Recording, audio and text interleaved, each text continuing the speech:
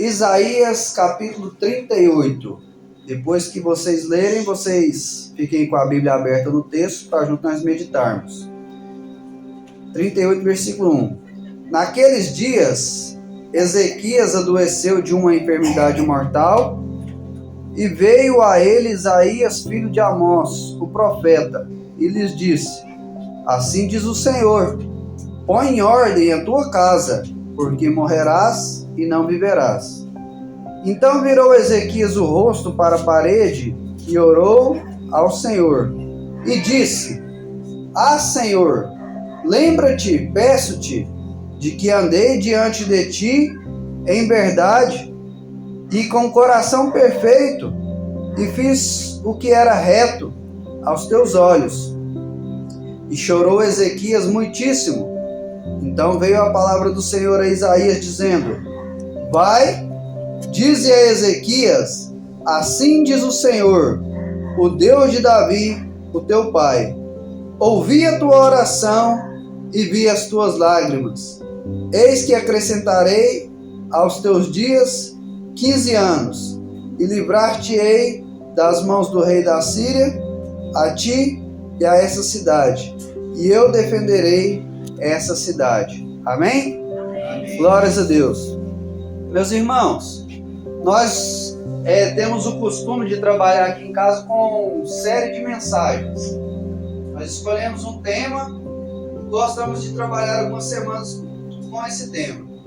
E a nossa igreja sede também, ela tem o tema anual e tem o tema também mensal de cada mês. E esse ano lá na sede o tema lá é o ano da palavra.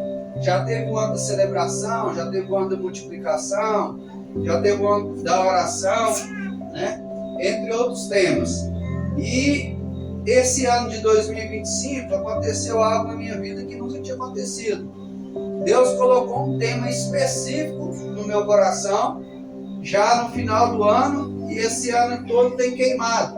E que tema é esse? Para a minha vida. O tema é: coloque a sua casa em ordem. E eu já queria logo no começo do ano começar uma série de mensagens com esse tema, porém o Espírito Santo falou assim: não, pelo menos comece a organizar a sua vida para depois falar para os outros, né? E assim eu tenho tentado fazer, tenho tentado organizar a minha vida. E à luz desse texto que nós lemos aqui, eu quero começar hoje. Vai ser apenas uma introdução do que nós pretendemos falar aqui nos próximos dias. Apenas para a gente entender o contexto.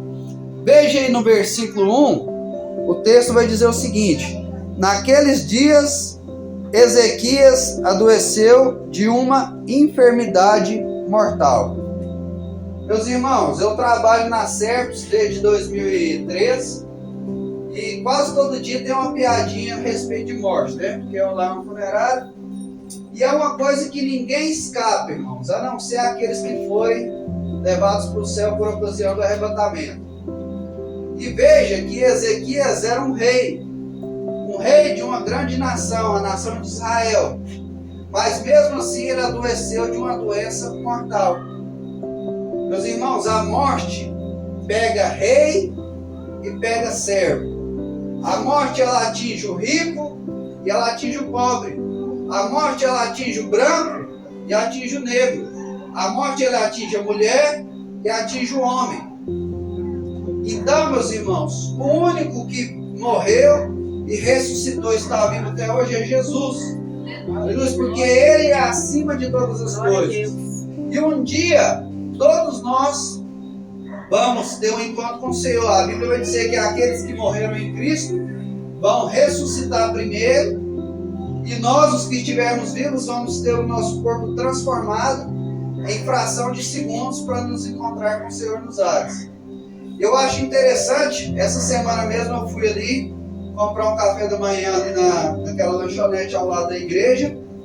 E aí a moça que estava lá falou assim: quando eu morrer eu quero ser cremada. Ela falou lá, que eu recebo lá da Serpes, lá da tia dela. Eu acho interessante porque, para vocês terem uma ideia do poder de Deus, a Bíblia diz assim que a terra, o fogo, a água vai dar conta dos corpos.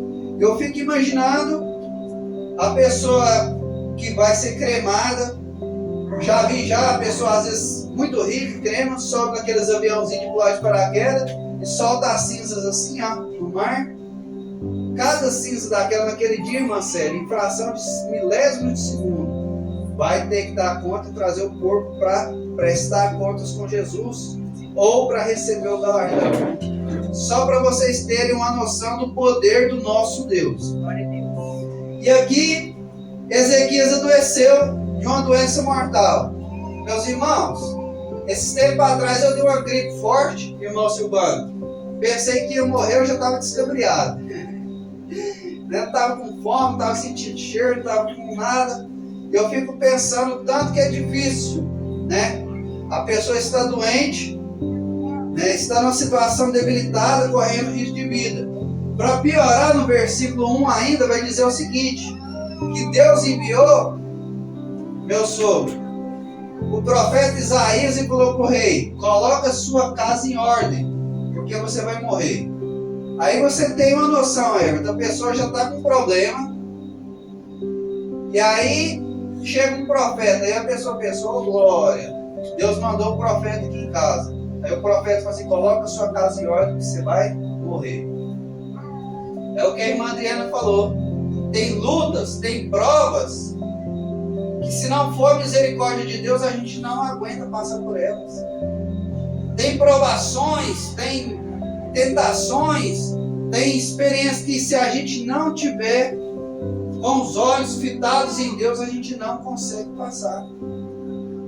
Então, isso estava acontecendo com o profeta, com o rei, na verdade, e o profeta foi lá e falou para ele: além de ter uma pancada, aí as coisas piorou. E eu acho interessante, irmãos, porque nós estamos vivendo dias difíceis aqui nessa terra, sim ou não? Estamos vivendo dias complicados, muito difíceis. E a Bíblia chama esses dias de o princípio das dores, referindo a mulher, quando ela está grávida, desde os primeiros meses da vida dela, ela já começa a sentir algumas dores. Desde os primeiros meses de gravidez, ela já começa a sentir algumas dores, algumas contrações. Mas à medida que ela vai chegando o dia de dar à luz, essas dores vão aumentando, essas contrações vão aumentando, e até chegar ao ponto de dar à luz.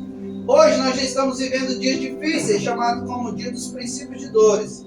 Mas, infelizmente, irmãos, só se for algo totalmente, uma intervenção totalmente de Deus, infelizmente as coisas tendem a piorar. E não é só no Brasil não, irmãos. É no mundo inteiro. As coisas vão ficando cada dia mais difíceis, cada dia mais complicado. Eu conversava hoje com a minha gerente, né, a respeito de serviço, e ali uma moça que trabalha com nós ali na área da limpeza, talvez vai perder o serviço, porque as empresas vão cortando gás e tal. E aí eu ainda comentei com a minha gerente, falei assim: se ela perder o serviço, na área dela que é de limpeza, se ela quiser trabalhar, ela não fica sem trabalhar. Se tem minha mãe, se ela quisesse fazer faxina todo dia, ela fazia todo dia. Então o que acontece com esse emprego? Por quê? Porque essa geração nova, em sua grande maioria, não quer saber de trabalhar. Não quer saber de trabalhar. Então a tendência, quando essa geração de 50, 60 anos for passando, a tendência é virar um caos as próximas gerações. Por quê? Porque tem homens aí de 18, 20, 30 anos que moram com a mãe e com o pai e não sabem fazer nada. Tem mulheres que só sabem, né, se produzir, mas não sabem fazer nada. Então a tendência é só piorar. Por isso nós precisamos o quê? Colocar a nossa casa em ordem. Vai ter o dia que a gente vai falar sobre colocar a nossa casa em ordem, de cuidar da nossa família e dos nossos filhos. Mas hoje eu estou falando aqui só uma introdução. Vai ter o dia que a gente vai falar aqui colocar a nossa casa em ordem por causa do arrebatamento que a gente crê que está próximo a acontecer. Mas hoje aqui é só uma introdução. Uns acreditam que o arrebatamento vai ser antes da grande tribulação. E para isso nós precisamos estar com a casa em ordem, para ir para o céu com Deus, amém? Amém. Outros acreditam que o arrebatamento vai ser depois da grande tribulação. E se isso acontecer, irmãos, vai ser terrível. E para isso nós precisamos o quê? Colocar a nossa casa em ordem. Então, quer de uma forma ou de outra, nós precisamos colocar a nossa casa em ordem. Seja por ocasião da morte, seja por ocasião do arrebatamento, seja por ocasião da grande tribulação, seja por ocasião de dias difíceis. E aí o versículo 2 vai começar dizendo o seguinte: então virou Ezequias o rosto para a parede e orou ao Senhor. Meus irmãos, ele fez a melhor escolha. A luta está difícil, a prova está grande, sua melhor opção, orar ao Senhor. Orar ao Senhor. As coisas estão difíceis, fala com quem resolve. Fala com quem resolve. As coisas apertou, fala com quem tem todo o poder no céu e na terra. Em nome do Senhor Jesus, ele fez uma excelente escolha. Já estava ruim que ele estava doente. Piorou porque o profeta falou que ele ia morrer. Aí ele fez a melhor escolha. Ele foi falar com Deus. Um grande homem de Deus do século passado disse a seguinte frase, irmã Sônia: a oração move a mão daquele que move o mundo. A oração move a mão daquele que move o mundo. Segundo a ciência, nesse exato momento a Terra está girando em torno do céu a aproximadamente 107 mil quilômetros por hora. Irmão Silvano, quem que está fazendo esse movimento? Quem que está mantendo isso? Deus. E a oração move a mão daquele que move o mundo. Segundo a ciência, a Terra está girando em torno de si mesma a cerca de 1.600 km por hora. E a oração move a mão daquele que move o mundo. Glórias a Deus. Se nós, irmãos, entendêssemos isso de verdade, nós cumpriríamos aquilo que está escrito em Tessalonicenses capítulo 5, salvo engano, versículo 17. Orai sem cessar. E aqui o texto vai continuar dizendo, versículo 3. Então, versículo 3. E disse: ah, Senhor, lembra, peço-te, que andei diante de ti em verdade e com o coração perfeito, e fiz o que era reto perante aos seus olhos. Meus irmãos, eu acho muito interessante as coisas de Deus. Se porventura o irmão Reginaldo falou assim: irmão, não, você lembra que você falou isso? É uma coisa normal, né? Por quê? Porque eu já sou meio esquecido mesmo. Mas você falar para Deus: lembra-te, Senhor, de que eu andei reto diante dos olhos do Senhor. Lembra-te, Senhor, que eu fiz aquilo que te agradava. Sabe o que é isso? Eu acredito, não sei você, mas eu acredito que se Ezequias não tivesse orado, ele teria morrido. Porque Deus não é Deus de brincadeira. Se ele mandou o profeta ir lá falar que ia morrer, é porque ia morrer mesmo. Mas ele orou e as coisas mudaram. Ele falou assim: lembra-te. Agora, como que você vai falar para um Deus onisciente, que antes que saia uma palavra da sua boca ele já sabe? Dizem que tem cerca de 8 bilhões de pessoas no mundo nesse momento.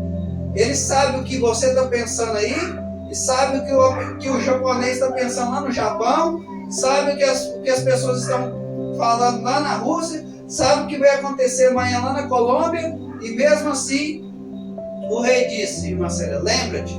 Por que disso? Porque Deus gosta de ouvir a nossa oração. Por que eu insisto com vocês? Na hora que a equipe de louvor for cantar, canta junto. Por quê? Porque Deus gosta de ouvir a sua adoração. Eu sei que meus filhos me amam, mas eu gosto de ouvir: papai, eu te amo. Papai, você é o melhor pai, assim que eles falam, né? Eu acho engraçado, Emanuela, às vezes a gente sai para fora para pregar, aí eu acabo de pregar e na hora que eu chego perto da você, arrasou, papai. Então é interessante, a gente acha bom ouvir as palavras, é bom você ouvir uma palavra. Então Deus gosta de ouvir as nossas orações, Deus gosta de ouvir os nossos louvores, Deus gosta de ouvir a nossa adoração. Então não tem importância se você é desafinado, não tem importância se você não sabe orar bem, mas Deus gosta de ouvir o nosso clamor. E através da nossa oração, através da nossa adoração, Deus muda circunstâncias. Através da nossa oração, da nossa adoração, Deus muda circunstâncias. Vocês lembram de Paulo e Silas? Eles estavam com as costas tudo machucadas. Quem já teve um corte profundo, um machucado profundo, você sabe que dá até febre no local, sim ou não? Dá até febre no local. Eles tomam uma surra de vara, irmão. E não é varinha desses fininhos, varinha de vara, não. É com pedaço de pau mesmo, porrete. Tomou uma surra de vara, estava lá preso, mãos e pés. Eu imagino a roupa deles ali, tudo pregada ali no sangue, no suor. E perto da meia-noite, eles estavam lá reclamando da vida, chorando, espraguejando. Não, eles estavam orando e cantando louvores. E aí eu vejo mais ou menos, né, parafraseando, é claro, eu vejo mais ou menos assim, irmã Adriana. Deus olhando do céu, 10 horas da noite, eles tudo machucados, eles orando e cantando. 11 horas, Deus olhando, meia-noite, Deus, você não aguenta mais não, não aguenta mais não. Vai lá e dá um terremoto, e solta as cadeias, e aquelas pessoas ali, todos ali, vê um grande milagre, não só das cadeias se abrir, mas também do carcereiro e sua família ser salvo. Tudo isso por quê? Porque eles entenderam o valor da oração, do louvor. Eu estava fazendo um discipulado aqui com meus filhos segunda-feira, a gente estava lendo a Bíblia junto, e ali saiu a Estela, né, que é primo dos meninos, falou assim: ela me chama de Timanel, eu vim falar sobre a blasfêmia contra o Espírito Santo, não tem perdão, e às vezes vem aquele pensamento ruim na minha cabeça, que eu odeio Deus, eu fico com medo de blasfemar com o Espírito Santo e tal. E aí a gente conversando, eu falei assim pra ela assim: Estelinha, começa a pensar aí na sua mente de 1 até 50. 1, 2, 3, e ela ficou pensando. Eu falei assim: agora começa a cantar um louvor. Aí lá que ela começou a cantar o louvor, eu falei assim: que nome que você estava pensando? Ah, eu te esqueci. Eu falei assim: tá vendo? Quando vier o pensamento ruim, você nasceu para sofrer, você nasceu para isso, tira a sua vida. Quando vier o pensamento ruim, larga desse homem, larga dessa mulher. Quando vier o pensamento ruim, né, vai, esquece esse trem de igreja, vai para cachaça. Aí você começa a louvar, em voz alta, porque dele, por ele, como é que é? Para ele são todas as coisas. Ajuda aí, Sério, mais uma vez. Porque dele, por ele, para ele são todas as coisas. Mais uma vez, todo mundo cantando. Porque dele, por ele, para ele são todas as coisas. A ele a glória. A ele a glória.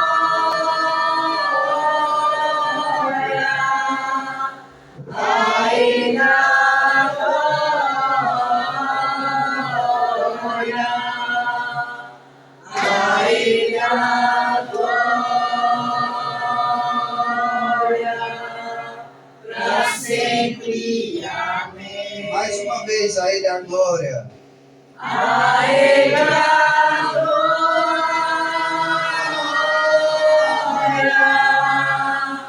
A ele a glória.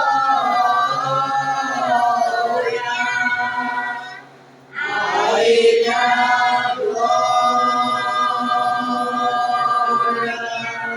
Para sempre. Amém. Quero profetizar que essas lutas, essas provas que você tem passado, que elas vão cada dia mais ser mais fáceis de passar, porque acabar elas não vão acabar.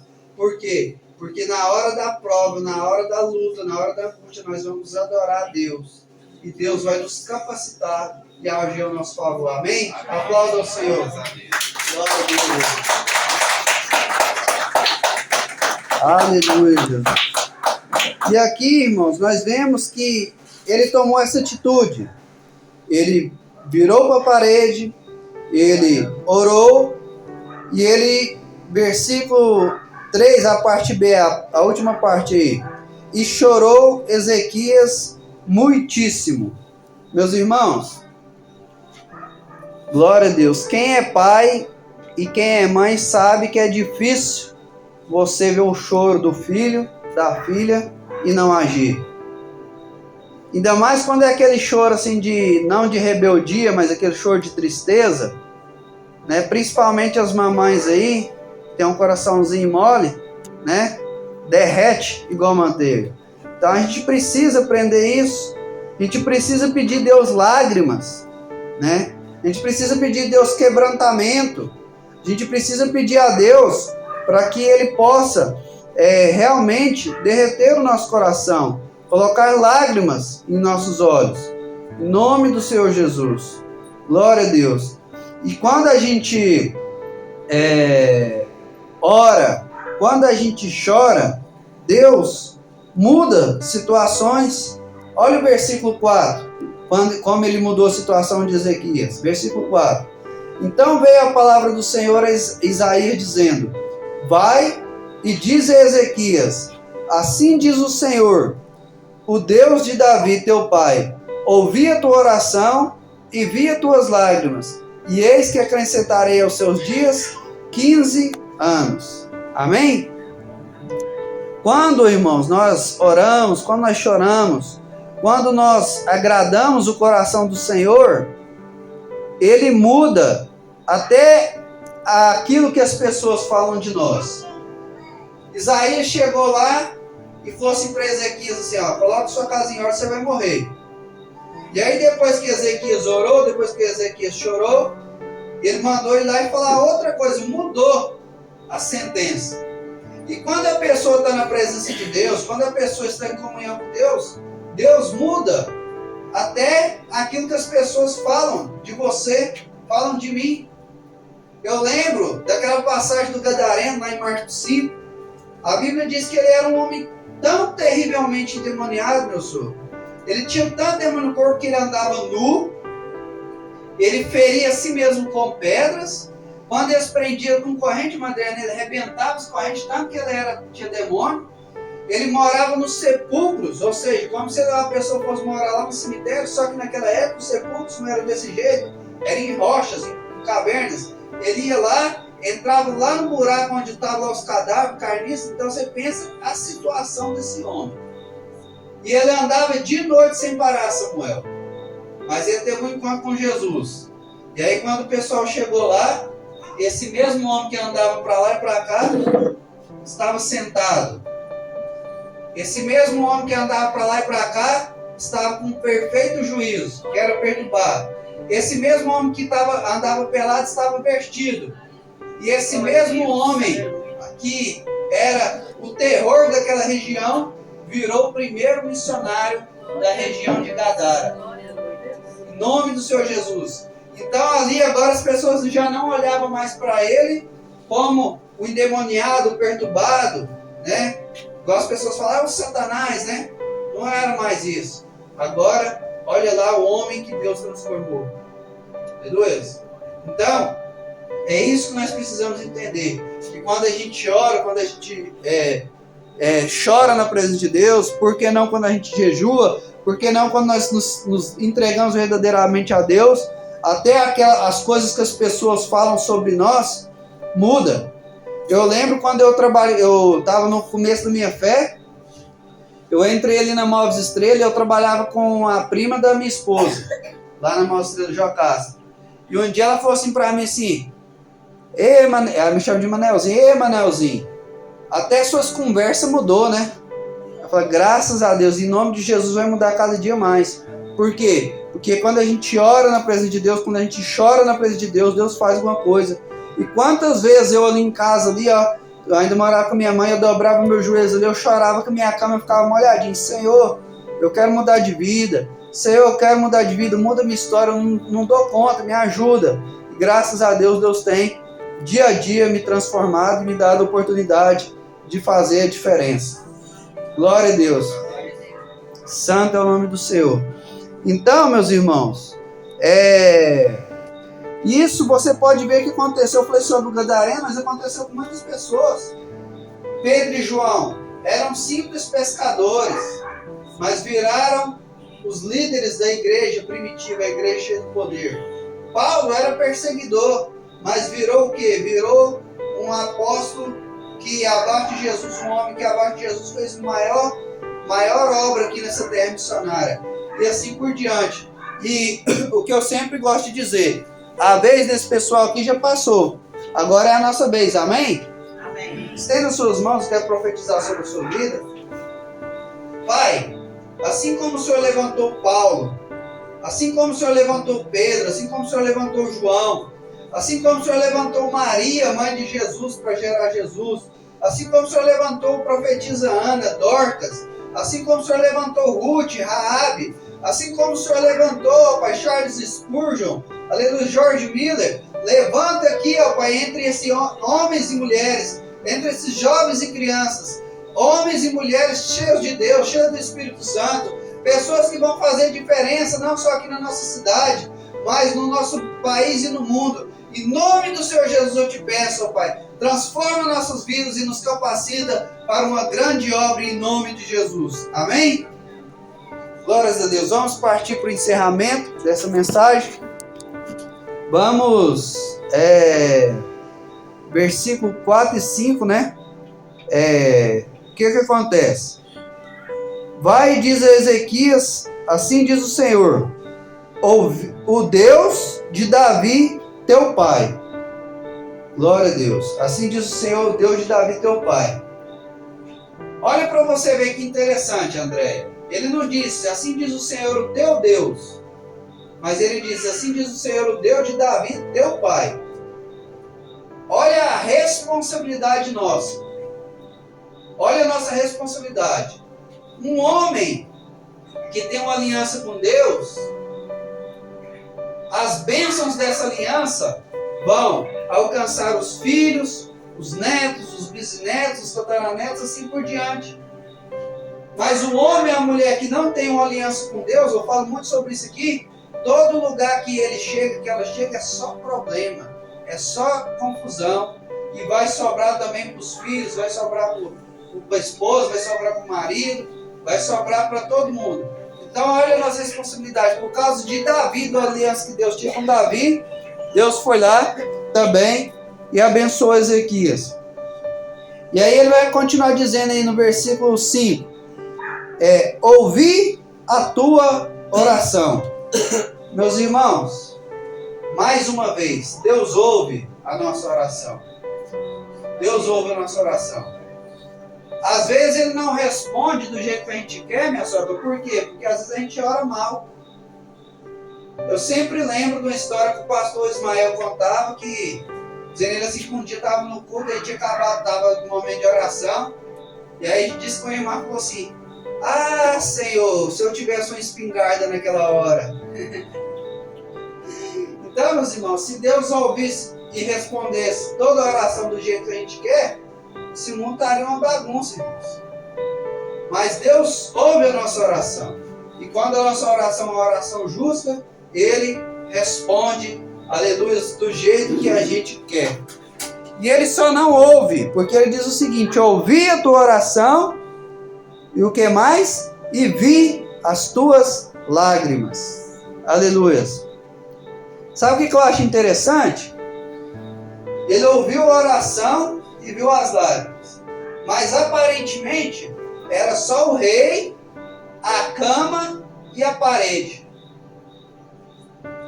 Aparentemente era só o rei, a cama e a parede. Ele virou para o lado da parede e fez uma oração curta. Senhor, lembra-te que eu fui justo, lembra-te que eu andei nos seus caminhos, e chorou.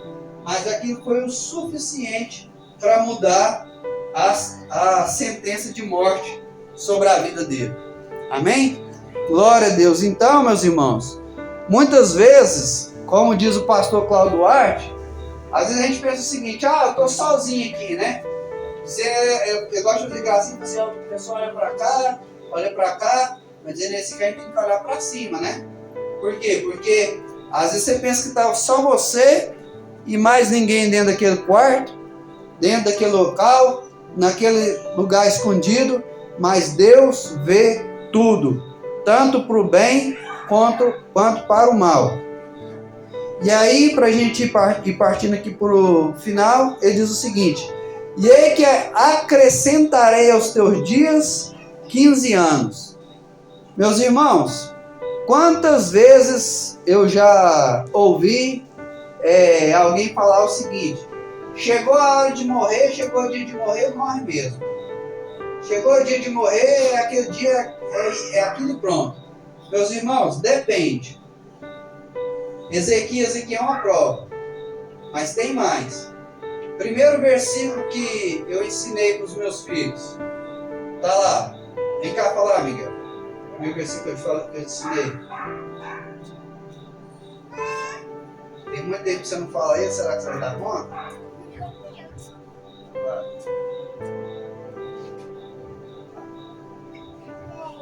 Honrai pai e mãe, para que seus dias se prolonguem sobre a terra, e seu primeiro mandamento com promessa. Isso mesmo. Então o que acontece? Honrai pai e mãe, para que seus dias se prolonguem. Ou seja, tem como prolongar os nossos dias na terra. Eclesiastes capítulo 7, versículo 17, vai dizer o seguinte: não seja demasiadamente ímpio, nem seja louco, porque morreria antes do teu tempo. Meus irmãos, uma pessoa que tira a sua própria vida, ele está morrendo antes do tempo. Uma pessoa que pega o carro aí e sai a 200 por hora, 240 por hora, ele está correndo o risco de morrer antes do tempo. Uma pessoa que pega uma moto aí e sai a 300 km por hora, irmão Silvano, está correndo o risco de morrer antes do tempo. Uma pessoa que desonra o pai, que desonra a mãe, que vai para o tráfico, que vai para bagunça, que vai assaltar, que vai entrar em facção, ele está correndo o risco de morrer antes do tempo. Mas a promessa para nós é o seguinte, né? Que se a gente for fiel, a gente vai ver os filhos dos nossos filhos e vamos morrer numa boa velhice. Amém? Eu não quero morrer nem velho, eu quero ir correr pelo arrebatamento, irmãos, né? Porque eu acho que deve ser muito complicado. Mas Deus sabe todas as coisas e Ele vai fazer de acordo com a vontade dEle, que é boa, agradável e perfeita. Então, meus irmãos, o último versículo aqui para a gente encerrar, e vai dizer o seguinte: e livrar-te-ei das mãos do rei da Síria, a ti e a essa cidade, e defenderei essa cidade. Na presença de Deus, irmãos, há livramento. Na presença de Deus, há vitória. Na presença de Deus, há proteção. Na presença de Deus, há bênçãos em abundância, e a maior delas é a nossa própria comunhão com Deus. Eu quero convidar aqui a nossa equipe de louvor, aqui à frente. E, como eu disse, hoje vai ser só uma introdução. Nós vamos falar aqui nos próximos dias e dar dicas práticas sobre como colocar a nossa vida com Deus em ordem, sobre como colocar a nossa vida financeira em ordem, sobre como colocar a nossa família em ordem, como colocar a nossa saúde em ordem. Amém? E eu creio que vai ser dias que nós vamos crescer bastante na presença de Deus. Só para vocês terem uma ideia dessa questão de morrer antes do tempo, sobre colocar a vida em ordem.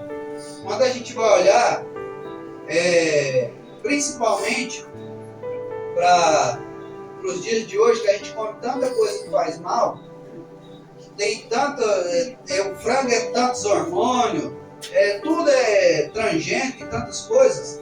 Se a gente não buscar um jeito de melhorar a nossa saúde, de fazer uma caminhada, de fazer um exercício, de melhorar a nossa dieta, irmãos, a gente corre o risco de acontecer o que estava falando ali, morrer antes do tempo, né? Então, se coloque de pé, a gente vai tirar aqui o nosso momento de oração. Eu quero convidar